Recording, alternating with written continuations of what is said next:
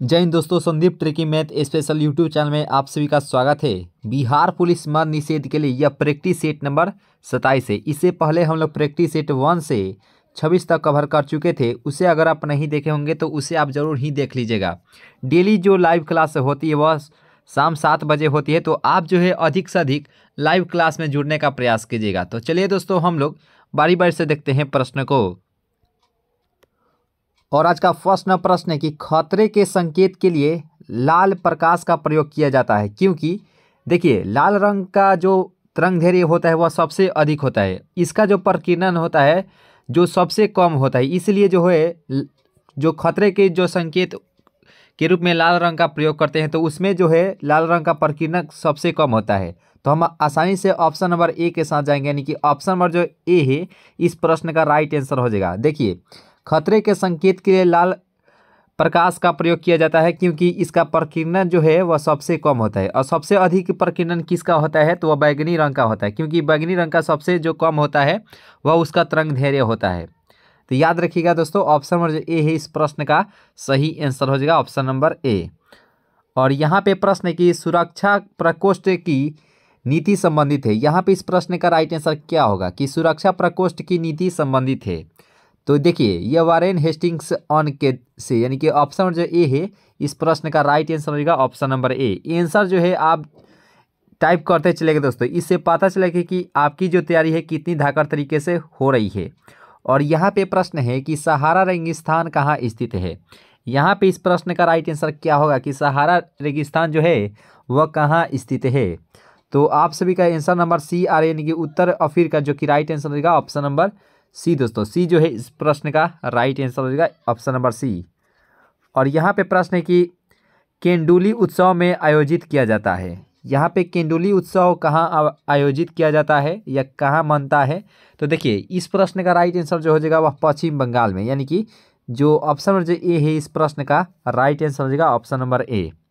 आइए दोस्तों नेक्स्ट प्रश्न को कवर करते हैं। और जो भी दोस्तों नए जुड़े होंगे चैनल से वो जरूर ही सब्सक्राइब कर लीजिए, क्योंकि डेली आपको 7 बजे जो है एक वीडियो आती है मद्य निषेध के लिए। ठीक है, तो आप जो है डेली 7 बजे जरूर ही लाइव में जुड़ने का प्रयास कीजिएगा। और यहाँ पे है कि Tata institute of fundamental research कहाँ स्थित है। तो यहाँ पे इस प्रश्न का राइट आंसर क्या होगी, Tata institute of fundamental research कहाँ स्थित है। तो यह जो स्थित है यह मुंबई में स्थित है, यानी कि ऑप्शन जो ए है इस प्रश्न का राइट आंसर होगा ऑप्शन नंबर ए। और यहाँ पे प्रश्न है कि अंतर्राष्ट्रीय श्रम संगठन की स्थापना कब हुई थी। तो यहाँ पे इस प्रश्न का राइट आंसर क्या होगा कि अंतर्राष्ट्रीय श्रम संगठन की स्थापना कब की गई थी। तो देखिए इसकी जो स्थापना थी वह 11 अप्रैल 1919 ईस्वी में किया गया था, यानी कि जो ऑप्शन जो सी है इस प्रश्न का राइट आंसर होगा ऑप्शन नंबर सी। आइए दोस्तों नेक्स्ट प्रश्न को कवर करते हैं। और यहाँ पे प्रश्न भी आप सभी के सामने उपलब्ध हो चुका है, जो कि काफ़ी अच्छा सवाल है कि मंगोल आक्रमणकारी चंगेज़ खां भारत के उत्तरी पश्चिम सीमा पर किसके शासनकाल में आया था।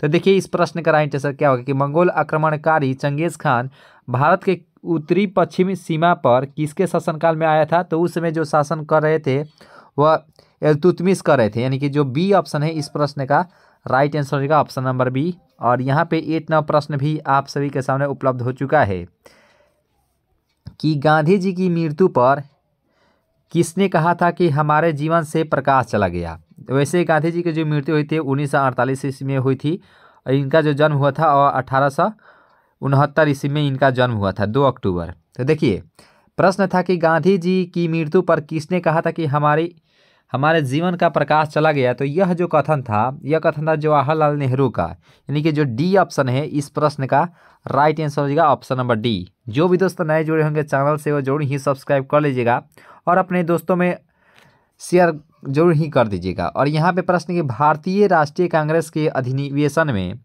भारतीय राष्ट्रगान पहली बार किस वर्ष गाया गया था। दोस्तों यहाँ पे इस प्रश्न का राइट आंसर क्या होगा कि भारतीय राष्ट्रीय कांग्रेस के अधिवेशन में भारतीय राष्ट्रगान पहली बार किस वर्ष गाया गया था। तो देखिए यह जो गाया गया था 1911 ईस्वी में, यानी कि जो ऑप्शन नंबर जो ए है इस प्रश्न का राइट आंसर हो जाएगा ऑप्शन नंबर ए। दोस्तों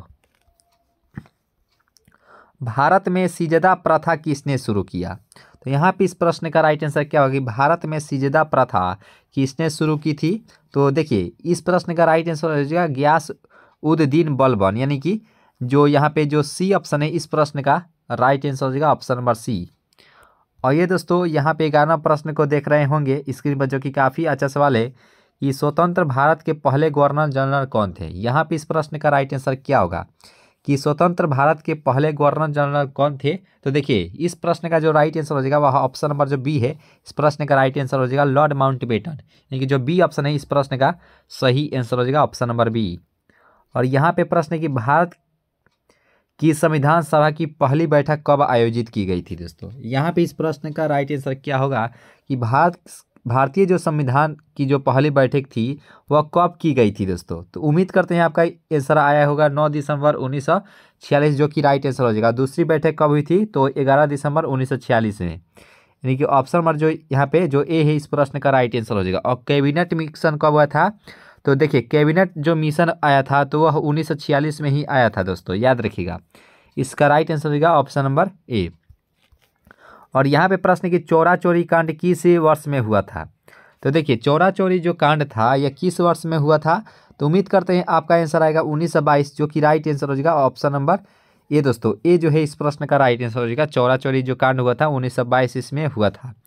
और यहाँ पे प्रश्न है कि RBI reserve bank of India का मुख्यालय कहाँ है, यानी कि आरबीआई का मुख्यालय कहाँ है। दोस्तों जल्दी से कमेंट बॉक्स में बताइए कि इसका राइट आंसर क्या होगा। तो देखिए इसका राइट आंसर जो हो जाएगा वह हो जाएगा मुंबई में, यानी कि लगभग जो है 95% जो बैंकें हैं उसका मुख्यालय जो है वह मुंबई में है। याद रखिएगा ऑप्शन नंबर जो डी है इस प्रश्न का राइट आंसर हो जाएगा। और यहाँ पे प्रश्न है कि सार्क के सदस्य देशों की संख्या कितनी है। जो सार्क है, सार्क में कितने सदस्य है। दोस्तों जल्दी से कमेंट बॉक्स में बताइए इसका राइट आंसर क्या होगा कि सार्क के सदस्यों की संख्या कितनी है। तो देखिए सार्क में जो 8 सदस्य है, ऑप्शन जो ए है इस प्रश्न का राइट आंसर होगा ऑप्शन नंबर ए। और यहाँ पे प्रश्न है कि इनमें से किस कंपनी ने भारत का प्रथम सोशल मोबाइल वॉलेट उडियो लॉन्च किया। यहाँ ये प्रश्नोत्तर बहुत ही अच्छा सवाल है कि इनमें से किस कंपनी ने भारत का प्रथम सोशल मोबाइल वॉलेट उडियो लॉन्च किया। तो यहाँ पे इस प्रश्न का जो राइट आंसर हो जाएगा वह ट्रांसर्व, यानी कि ऑप्शन जो यहाँ पे जो बी ऑप्शन है इस प्रश्न का राइट आंसर हो जाएगा ऑप्शन नंबर बी। और यहाँ पे देखिए कि एक दिवसीय अंतर्राष्ट्रीय यानी कि ओडीआई जो वनडे होता है क्रिकेट के इतिहास में 3 दोहरे शतक लगाने वाला पहला बल्लेबाज कौन है। तो यहाँ पे इस प्रश्न का राइट आंसर क्या होगा कि ओडीआई यानी कि वनडे में 3 दोहरा शतक लगाने वाला प्रथम बल्लेबाज कौन सा हो जाएगा। तो देखिए सबसे अधिक जो रन है वनडे में वह 264 रोहित शर्मा के द्वारा ही मारा गया था।